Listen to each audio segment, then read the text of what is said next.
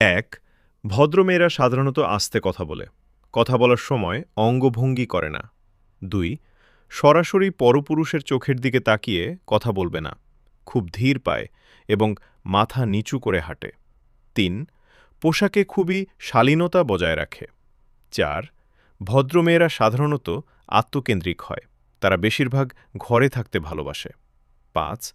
TV serial দেখার চেয়ে এরা গল্প, উপন্যাসের বই পড়তে এবং কবিতা লিখতে ভালোবাসে। ৬. ভদ্রমেয়েরা সাধারণত কম রাগী হয়। রাগ তেমন নেই বললেই চলে। ৭. কখনোই তারা প্রেমে জড়াবে না। পরিবারের সম্মানটা তারা বড় করে দেখে। ৮. ফেসবুক, টুইটার বা অন্য কোনো মাধ্যমে তারা ছবি আপলোড দিবে না। ৯. তাদের হিংসা তেমন থাকে না। গীবত করা বা শোনা এরা মোটেও পছন্দ করে না। ১০. ভদ্রমেয়েরা রান্নায় খুব পাকা হয়।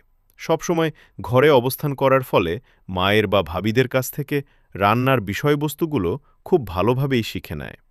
১১. ভদ্রমেয়েদের বন্ধুবান্ধব হাতে গোনা কয়েকজন। আড্ডা হই হল্লোর, পার্টি, জন্মদিন এরা মোটেই পছন্দ করে না। ১২. ভদ্রমেয়েরা সাধারণত তর্কে জড়ায় না।